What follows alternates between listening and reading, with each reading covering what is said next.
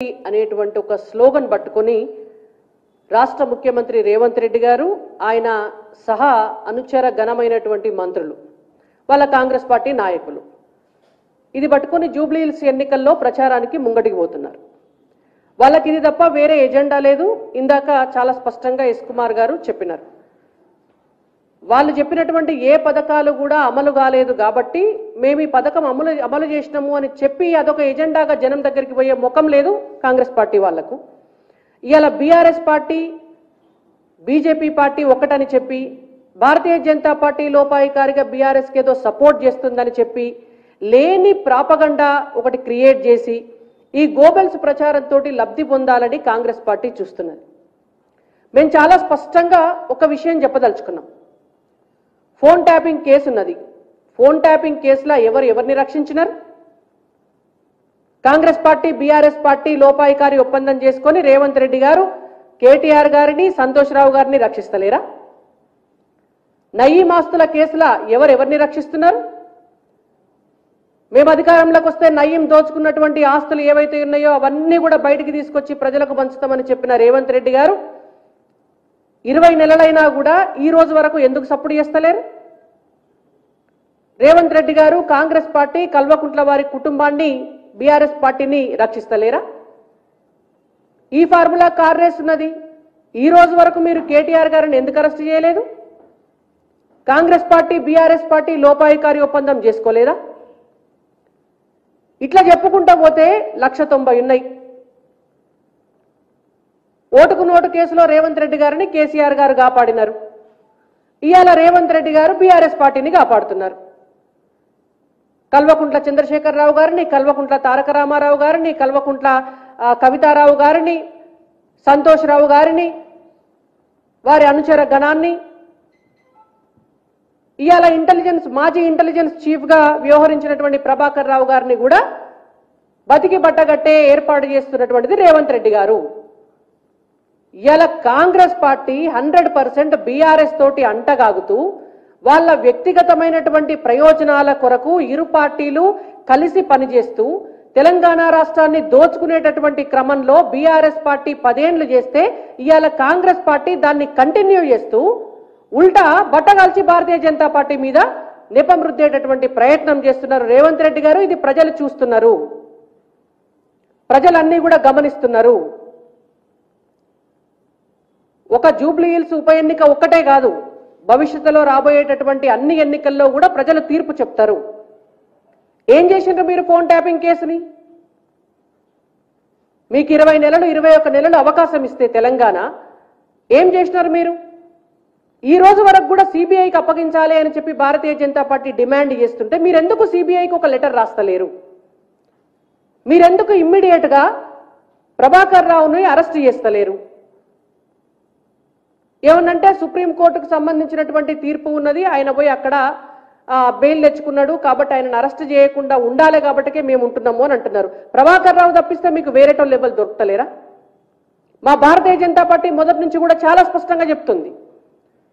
మా హోంశాఖ సహాయ మంత్రి గారు కూడా చెప్పినారు, మావోయిస్టులకు సంబంధించినటువంటి కీలక సమాచారం అంతా కూడా ఈ ఫోన్ ట్యాపింగ్ వ్యవహారంలో బీఆర్ఎస్ పార్టీ అధికారాన్ని కోల్పోతున్నామని తెలియగానే దానికి సంబంధించినటువంటి డేటా మొత్తం కూడా తీసుకుపోయి మూసిలా పడేసిండ్రు అని. ఆ రోజు నుంచి ఈ రోజు వరకు కూడా మీరు ఎక్కడ కూడా ఒక్క అడుగు ముందుకేయలే. ఇది బీఆర్ఎస్ పార్టీని కాపాడేటటువంటి ప్రయత్నం కాదా? రేవంత్ రెడ్డి గారు చెప్పాలా. ఎవరి ప్రయోజనాల కోసం మీరు బీఆర్ఎస్ ను కాపాడుతున్నారు? నిన్నగాక మొన్న మావోయిస్టు అగ్రనేతలు సరెండర్ అయితే కూడా వాళ్ళు చెప్పినటువంటి అంశాలను రిపోర్టుగా రాసి కేంద్ర ప్రభుత్వానికి సబ్మిట్ చేస్తే కూడా దాంట్లో కూడా చాలా కీలకమైనటువంటి సమాచారం ఉన్నది.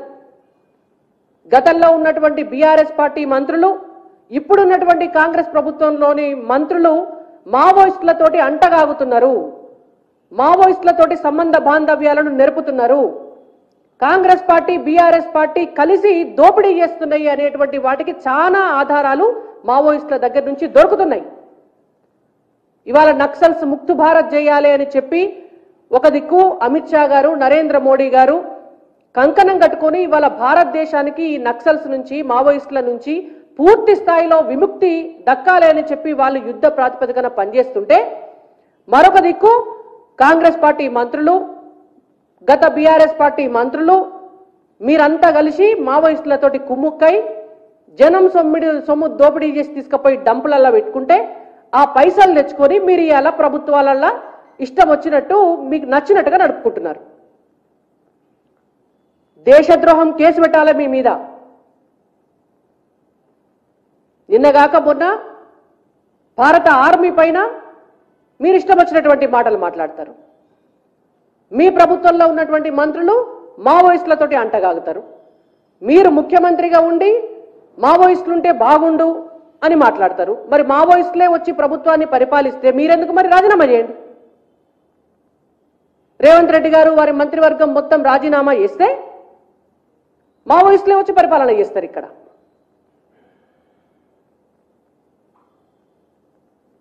మీ ప్రభుత్వము మీ యంత్రాంగము గత బీఆర్ఎస్ పార్టీని బతికించడం కొరకు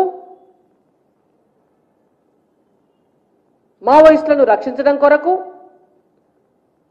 ప్రజల సొమ్ము దోపిడీ చేయడం కొరకు మాత్రమే పనిచేస్తుంది. ఇక్కడ పొన్నం ప్రభాకర్ గారు చాలా స్పష్టంగా నిన్న మాట్లాడుతున్నారు, బీఆర్ఎస్ ఒకటి బీజేపీ ఒకటి అని.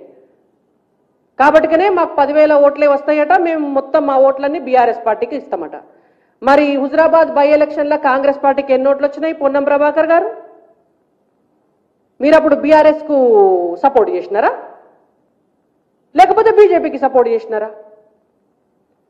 మునుగోడు బై ఎలక్షన్లో కాంగ్రెస్ పార్టీకి ఎన్ని ఓట్లు వచ్చినాయి? మరి మీరు అప్పుడు ఏ పార్టీకి సపోర్ట్ చేసినారు? దుబ్బాక బై ఎలక్షన్లో కాంగ్రెస్ పార్టీకి ఎన్ని ఓట్లు వచ్చినాయి? మరి అప్పుడు వాళ్ళు ఏ పార్టీకి సపోర్ట్ చేసినారు?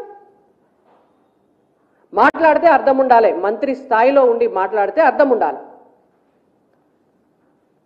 ఫోన్ ట్యాపింగ్ కి సంబంధించినటువంటి డేటాను మొత్తం తీసుకుపోయి ఆనాడు బీఆర్ఎస్ పార్టీ తీసుకుపోయి అక్కడ ఉన్నటువంటి వాళ్ళ ఆఫీసర్స్ అందరూ కూడా తీసుకుపోయి మూసీలో ఎట్లా వారేసినరో రేపు పొద్దున బీఆర్ఎస్ కు కానీ కాంగ్రెస్ పార్టీకి కానీ అవకాశం ఇస్తే ప్రజలు మళ్ళొక్కసారి జూబ్లీ హిల్స్ ప్రజల సంక్షేమాన్ని తీసుకుపోయి వీళ్ళు హుస్సేన్